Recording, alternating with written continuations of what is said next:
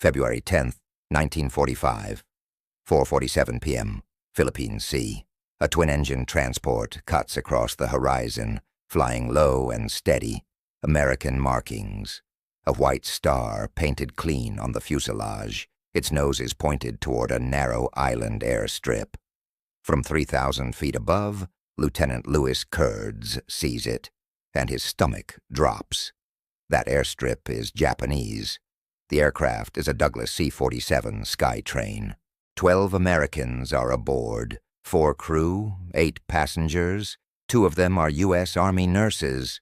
None of them know where they are about to land. Curdes rolls his fighter into a dive and keys his radio. American transport. You are approaching a Japanese airfield. Pull up. Pull up immediately. Silence. He tries again. Nothing. The C-47's radio is dead. The transport continues its descent. Landing gear down. Flaps extended. Calm, controlled, completely unaware. 150 feet above the runway. Below, Japanese anti-aircraft gunners track Curdes through their sights. They are not firing at the transport.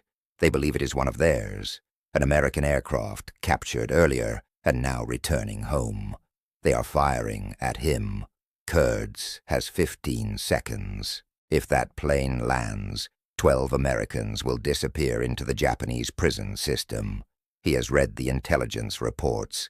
Bataan, the death marches, camps where men starve, break, and vanish, beheadings. Few prisoners survive. Curdes slides in behind the C-47, centers the gun sight on the left engine, and squeezes the trigger. Louis Edward Curdes did not grow up expecting a moment like this. He was born on November 2, 1919, in Fort Wayne, Indiana. His father sold real estate. His mother taught school. A solid middle-class family, ordinary in every way, except for one thing. He was always looking up. As a boy, Curdes spent hours near Smithfield, watching biplanes lift off and fade into the sky. By the time he enrolled at Purdue University in 1938, his future was already decided. On December 6, 1941, a Saturday, Curdes walked out of his dormitory and into a recruiting office. He was midway through his 3rd year of college. He dropped out and enlisted in the Army Air Forces. He had no idea what would happen the next morning. Within 24 hours of Pearl Harbor, recruiting stations across America were flooded. Waiting lists stretched for months. Thousands of young men fought for a limited number of training slots. Curdes was already inside the system. While the nation scrambled to build an air force fast enough to survive, he learned to fly. By December 1942, he earned his wings and a gold bar. 2nd Lieutenant, 23 years old. Orders, North Africa. The Army handed him a Lockheed P-38 Lightning. Twin engines, twin booms, fast, heavy, and lethal. 4 50-caliber machine guns and a 20-millimeter cannon, all concentrated in the nose. German pilots had a name for it, Der Gabelschwanz Teufel, the fork-tailed devil. Curdes painted a small cartoon devil on the nose, added a halo, and named the aircraft Good Devil. He joined the 82nd Fighter Group, 95th Fighter Squadron. His first combat mission was 9 days away, April 29, 1943, Mediterranean Sea. The briefing is routine. Escort the bombers. Hold formation. Do not chase. Do not play hero. Then 12 Messerschmitt Bf-109s drop out of the sun. The Bf-109 is the backbone of the Luftwaffe. Single engine, single seat, armed with heavy machine guns and a cannon firing through the propeller hub. The men flying them have been at war since 1939. Spain, Poland, France, Britain, Russia. 4 years of continuous combat. Louis Curdes has been in a combat zone for 9 days. Louis Curdes has been in a combat zone for 9 days. He shoots down 3 enemy fighters. The furthest comes from above. Curdes dives out of the sun, squeezes the trigger, and watches his tracers walk across the Messerschmitt's engine cowling. The German aircraft rolls, loses lift, and drops toward the sea. White foam blooms where blue water closes over it.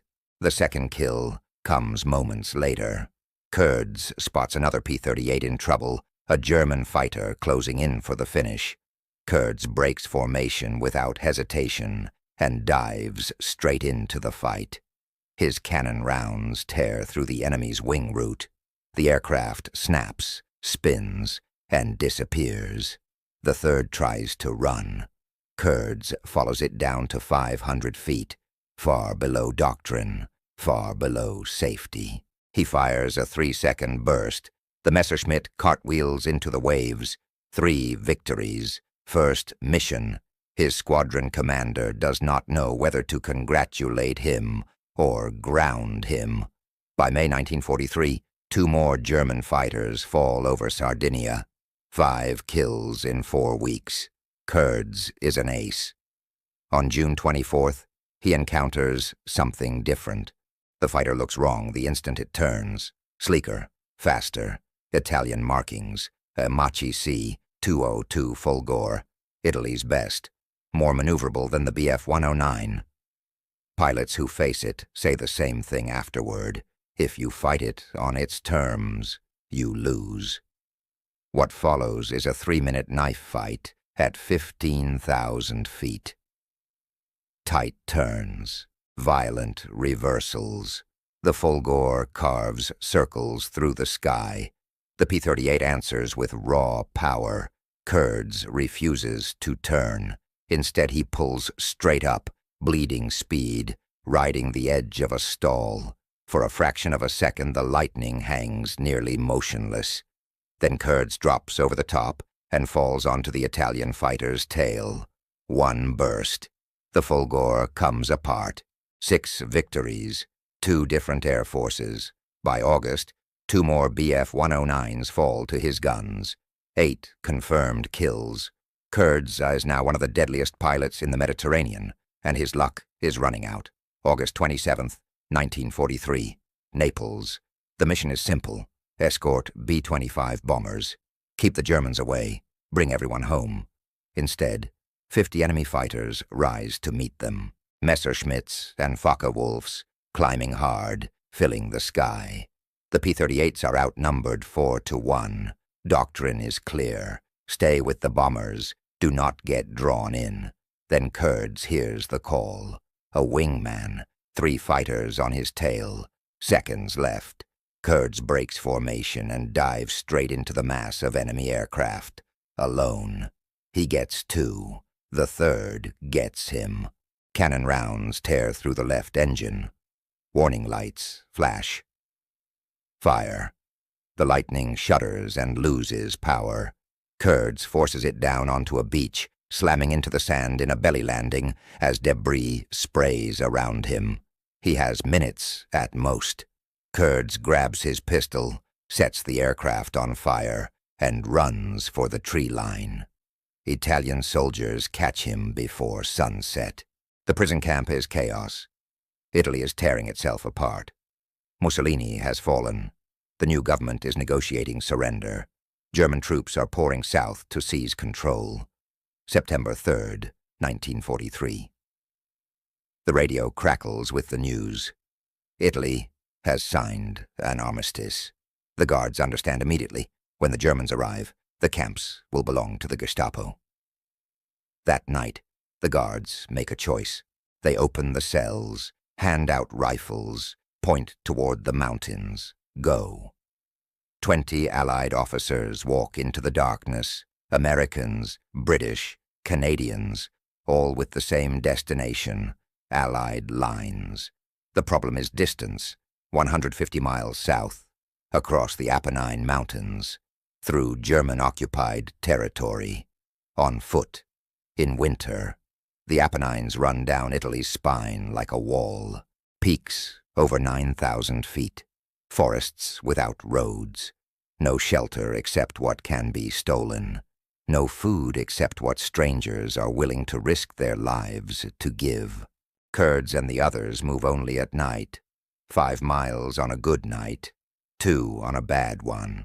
They navigate by stars when the sky allows it, by compass when it does not, by instinct when the compass fails.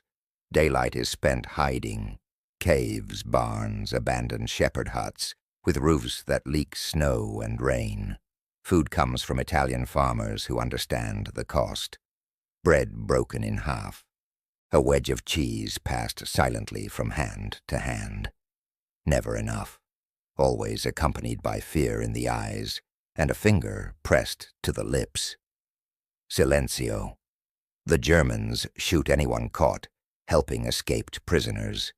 In October, they make contact with partisans, men who have been fighting since Mussolini fell. They guide the group around checkpoints, through forests the Germans do not fully control. Catholic priests hide them in monasteries, stone buildings older than memory, where questions are not asked, and Latin prayers echo off walls that have stood for centuries. Winter closes in. The winter of 1943-44 is merciless. Snow piles 6 feet deep in the passes. Temperatures stay below 0 for weeks. Most of the men are still wearing the clothes they were captured in. Boots wear through.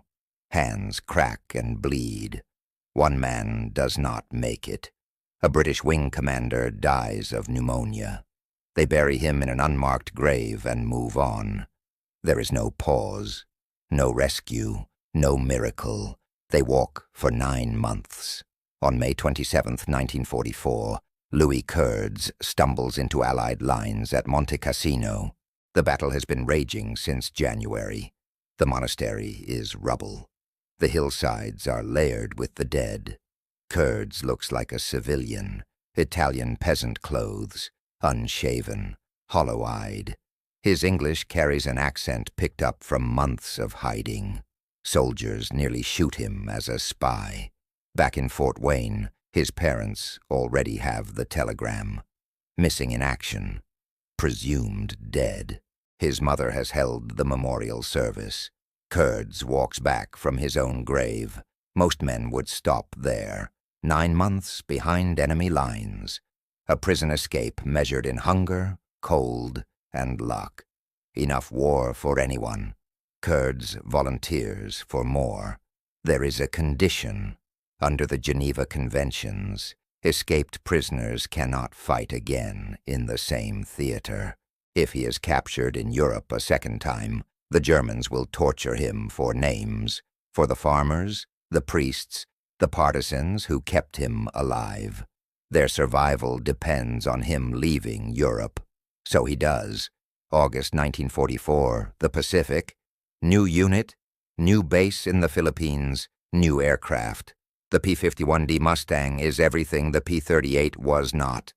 Lighter, faster, longer range. A Packard-built Rolls-Royce Merlin pulling him through the sky at over 400 miles an hour.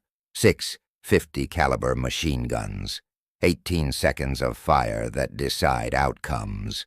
Curdes names it Bad Angel, the opposite of Good Devil. Europe and the Pacific. Light and dark. February 7th, 1945. Southwest of Formosa. Curdes spots a twin-engine aircraft at 12,000 feet. Japanese markings.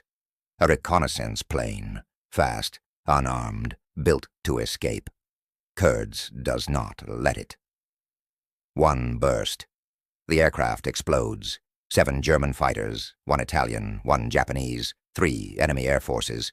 Only 2 other American pilots in the entire war will ever match that record. And 3 days later, Curdes will face the decision that matters more than all of them combined. Curdes is not finished. 3 days later, he's about to add a 4th flag to his scoreboard. This one will be red, white, and blue.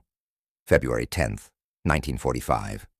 Curdes leads a 4-ship flight across the Formosa Strait when they spot it, Bataan Island, a Japanese airfield, unplanned, exposed, a target of opportunity. They roll in together. 2 Japanese fighters are destroyed in the air. 3 more burn on the ground. Then Lieutenant Lacroix takes a direct hit. His engine fails.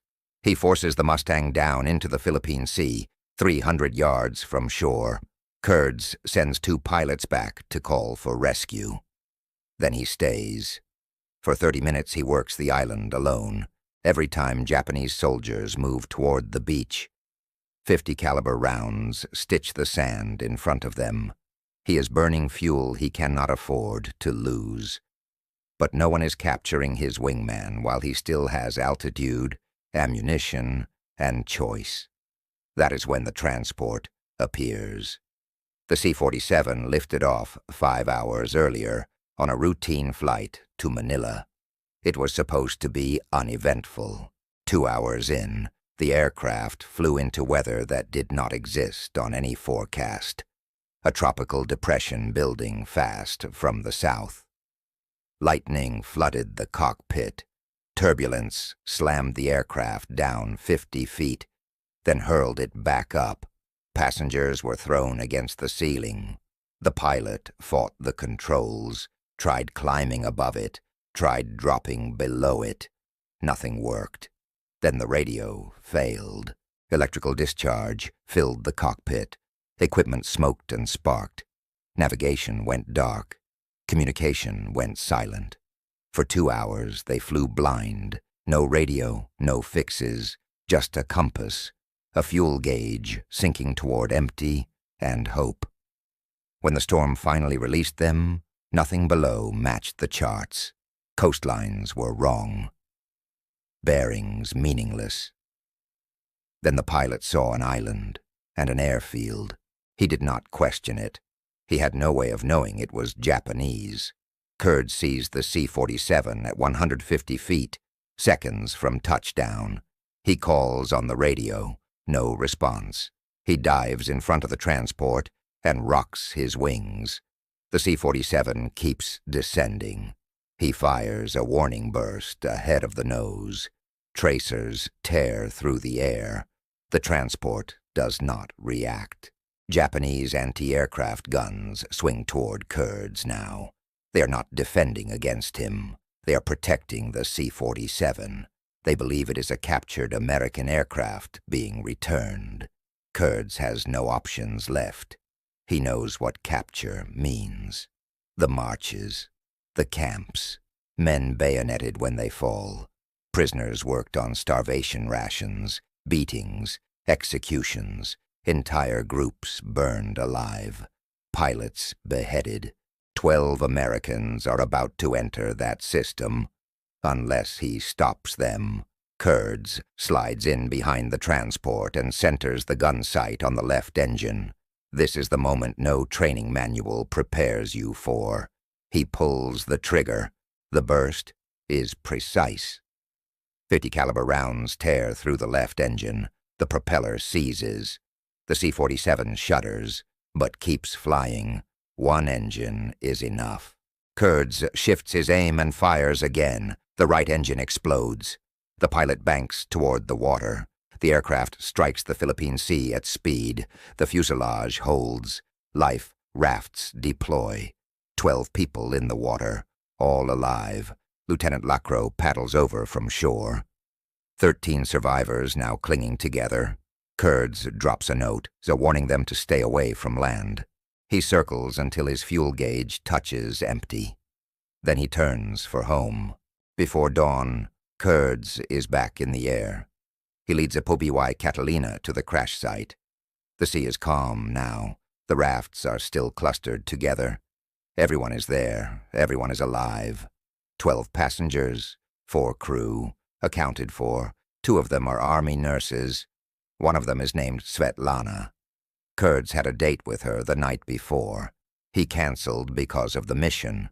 Later, trying to process what he has done, he makes a dry observation to those around him. 7 German fighters and 1 Italian in Europe, 1 Japanese in the Pacific, and now 1 American. And this time, he had to shoot down the girlfriend. The chain of command understands the problem immediately. An American pilot has destroyed an American aircraft. He has also saved 12 American lives. The decision goes to George Kenney, commander of Allied Air Forces in the Southwest Pacific. Kenney resolves it without hesitation. Curdes is awarded the Air Medal for shooting down a friendly aircraft. He adds dryly that he hopes Curdes will not feel called upon to repeat the performance. On the nose of Bad Angel, the ground crew paints a new marking. An American flag. 4 nations. 4 flags. No other pilot in World War II will ever carry that combination. The nurse in the life raft is Svetlana Valeria Shostakovich Brownell. She was born in Harbin, Manchuria, to a Russian immigrant family. Her uncle was the composer Dmitri Shostakovich. Her stepfather was a United States Marine who brought the family to America before the Japanese invasion. On February 10, 1945, she ended up floating in the Philippine Sea because a fighter pilot from Indiana made a decision no rulebook could cover. Family stories disagree on the details. Curdes, daughter, later says her father may have been casually dating one of the nurses, but also that he went on a blind date with her mother soon after. The exact truth sits somewhere between memory and myth. What is not disputed is this. April 13th, 1946, Allen County, Indiana. Louis Curdes marries Svetlana Brownell. They stay married for 49 years. They raise 2 children. They live quietly in Fort Wayne. Whatever happened in that life raft lasts half a century. Curdes remains in uniform after the war. During the Berlin airlift, he flies C-54 transports into a blockaded city, landing day and night as Europe balances on another edge. In October 1963, he retires as a lieutenant colonel after 22 years of service. He starts a construction company. He builds houses instead of destroying machines. February 5th, 1995. Fort Wayne.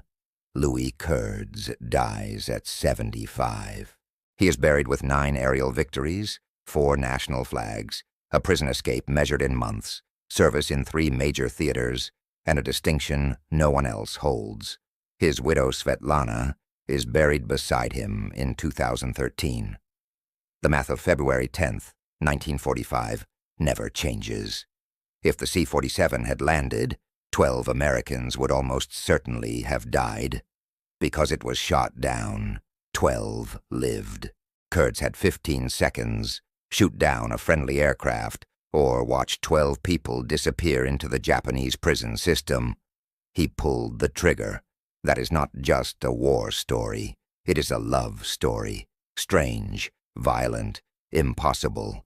Most heroes get statues or parades. Louis Curdes got a small flag painted on the nose of an airplane. 4 flags: German, Italian, Japanese, American. The last one is the only one that matters. The one that says sometimes the right choice looks exactly like the wrong one. Sometimes you have to destroy something to save the people inside it. And sometimes, if you are very lucky, one of them becomes your life.